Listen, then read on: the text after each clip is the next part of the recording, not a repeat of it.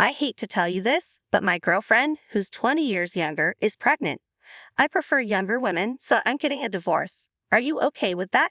Fine, get a divorce if you want, but take good care of our son.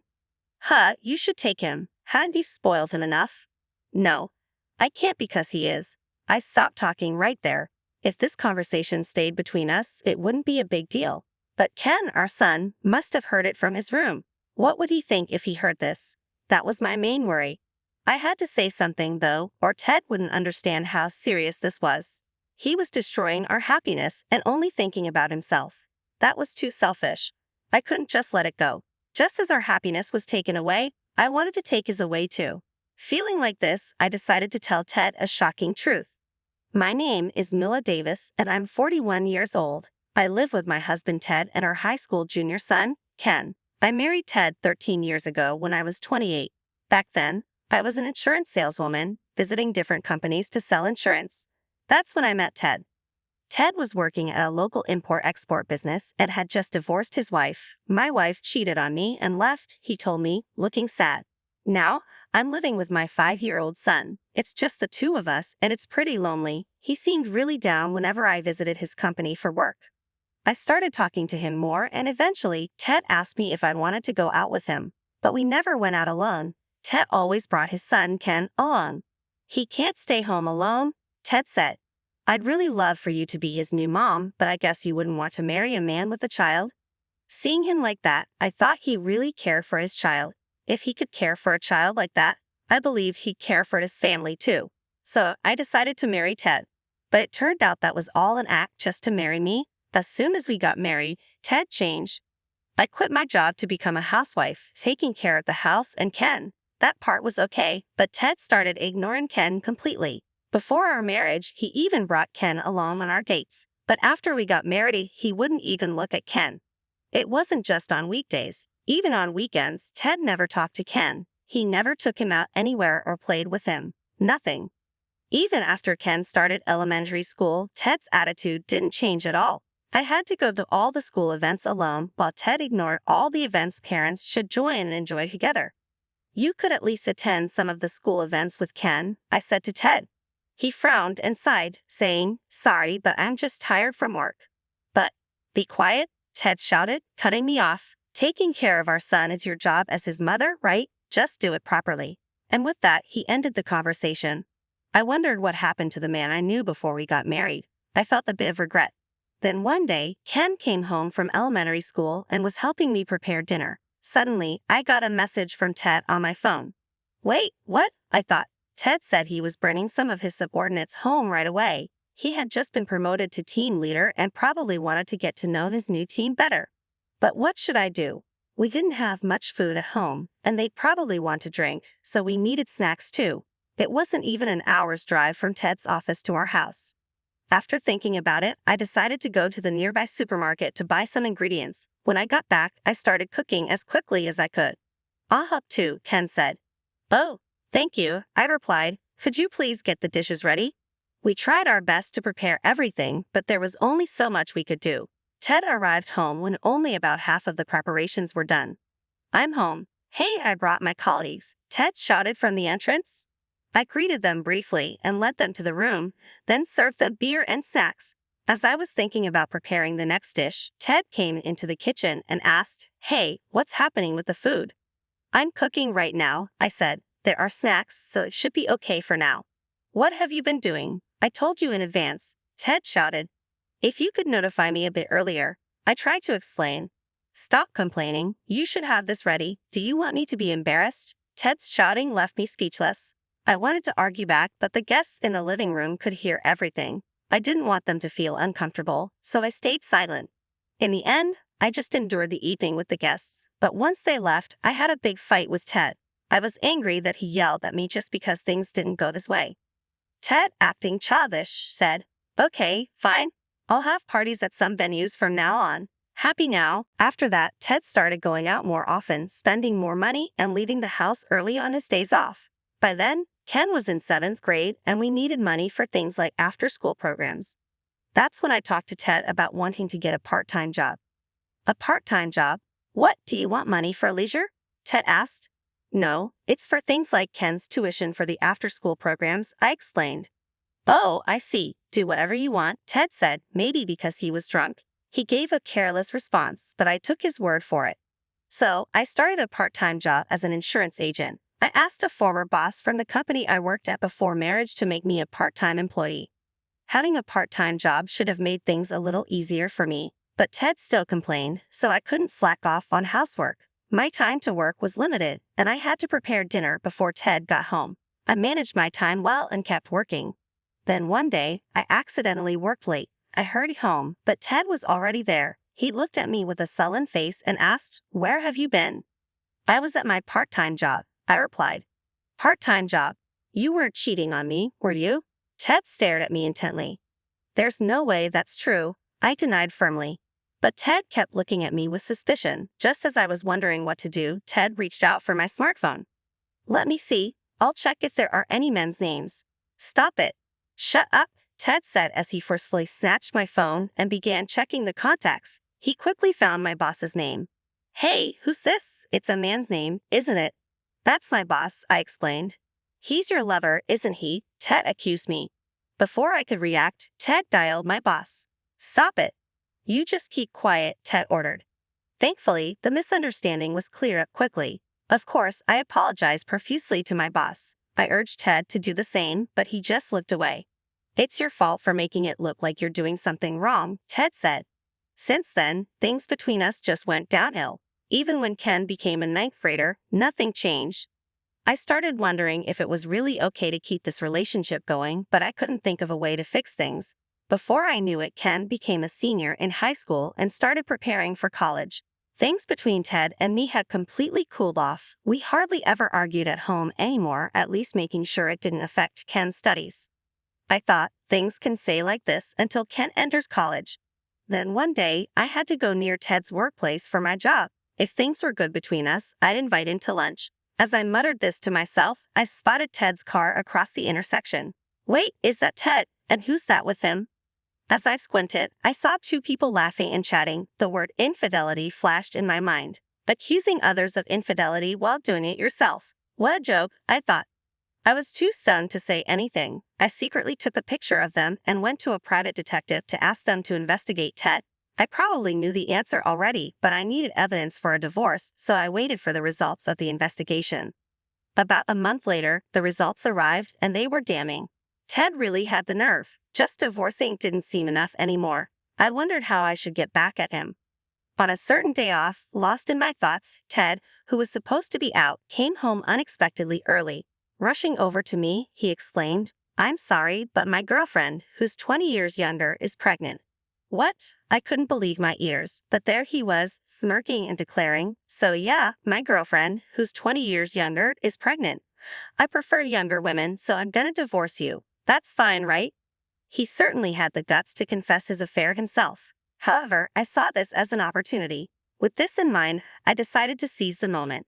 "Go ahead and get married, but please take care of our son," I said with a smile, which seemed to catch Ted off guard. "What? You should take our son with you. You've always been so fond of him." "I don't want to because that boy is." I carefully chose my words. Ken, who was studying in his room, should be able to hear me. What would he think if he heard this? That was my only concern. But if I don't stand up to Ted now, he won't understand the gravity of the situation. It's too convenient for him to destroy our happiness and then go off to find his own. I won't let that happen. I want to take away his happiness, just like ours was taken from us. Driven by these thoughts, I decided to confront Ted with a truth that would stun him. "I hate to break it to you, but isn't Ken your son?" I said. Ted looked puzzled. "He's not mine." "What are you talking about? We're married, right? If we're married, then our child is our child, right?"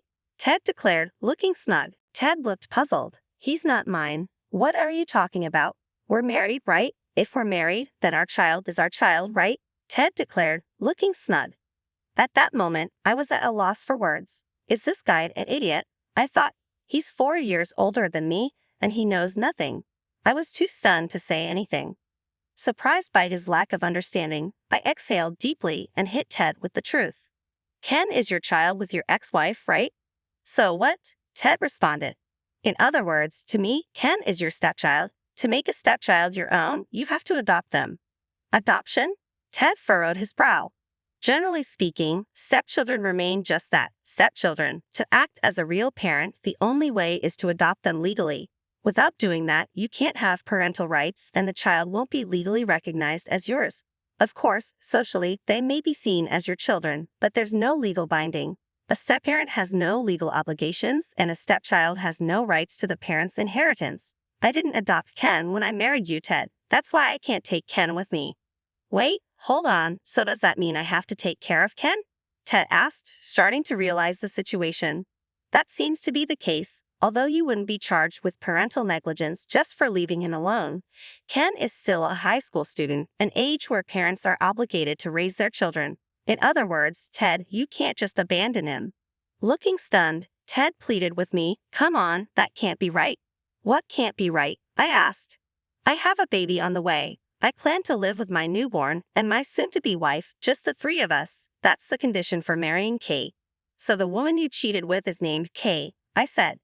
"That has nothing to do with me," Ted argued. "It has everything to do with you. This could all be resolved if you just take Ken." "But I've told you I can't," I replied. "Just fight away. Please don't ruin my happiness," he begged. I was shocked by his audacity. After shattering our happiness, he doesn't get to demand his own happiness. With clenched teeth, I told Ted, "No matter what you say, what can't be done can't be done. You should ask your girlfriend, Kay." "You're truly heartless," Ted said.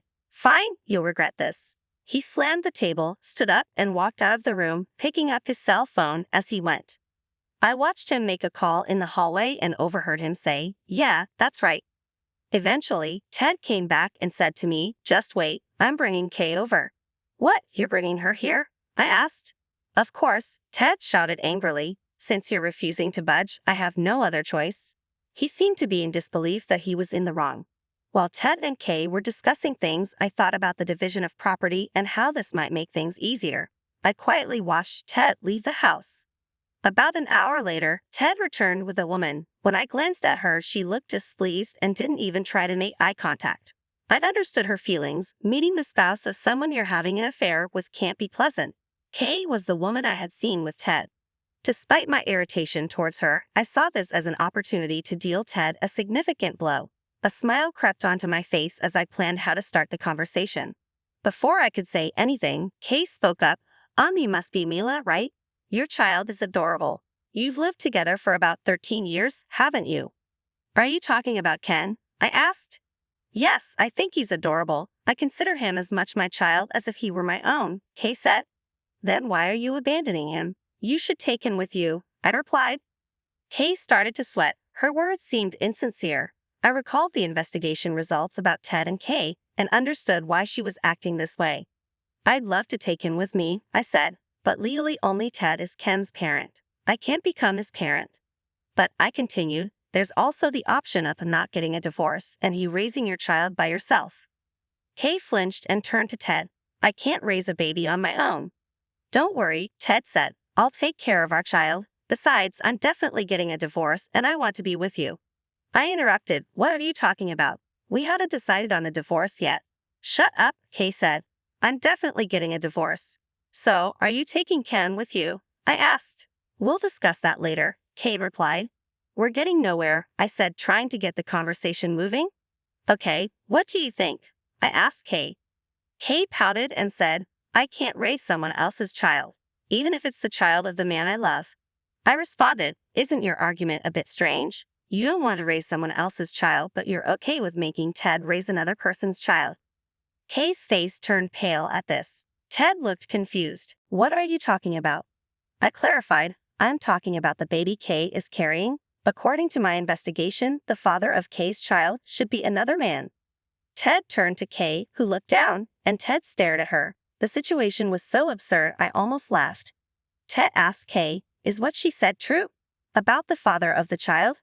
Kay insisted, "Don't be stupid. The father of this child is you, Ted." I interjected calmly, "That's not true. I have proof." I placed a photo on the table.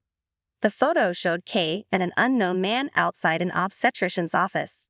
I explained, "According to my investigation, you're seeing another man. The child you're carrying is his, isn't it?" Kay stuttered, unable to respond. Ted seemed to grasp the situation. Ted's despair was evident as he slumped down, realizing the extent of his mistakes.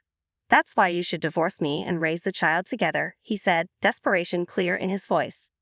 I responded coldly, "You're willing to raise someone else's child, but you forget about Ken." Ted was caught off guard. "Wait, let's get back together. If I break up with her, you won't divorce me, right?" "What?" I asked, stunned by his audacity. "You're just saying whatever suits you."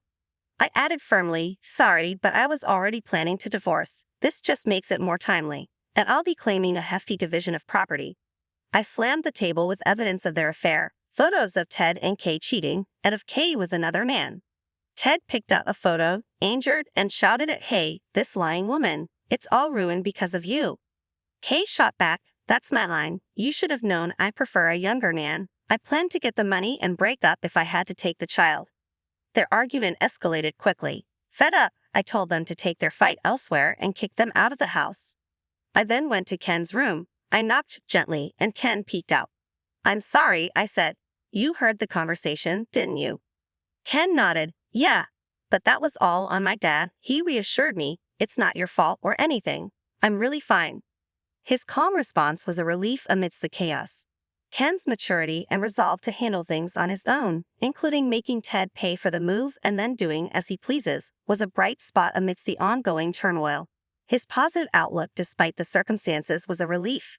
Ted, however, remained uncooperative. Despite numerous attempts to contact him, he ignored all communication. This forced me to take a more direct approach. I decided to visit Ted's company to address the issue head-on.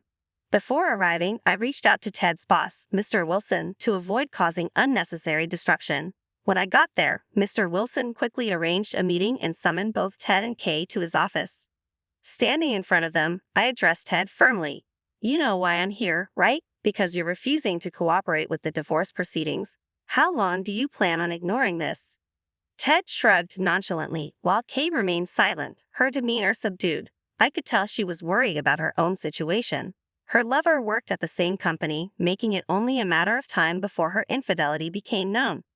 After Mr. Wilson intervened and made it clear that Ted had no choice but to cooperate, Ted reluctantly agreed to move forward with the divorce negotiations. As I prepared to leave, Ted voiced his frustration. "Showing up at my workplace, you've got to be kidding. If this ruins my reputation, what are you going to do?"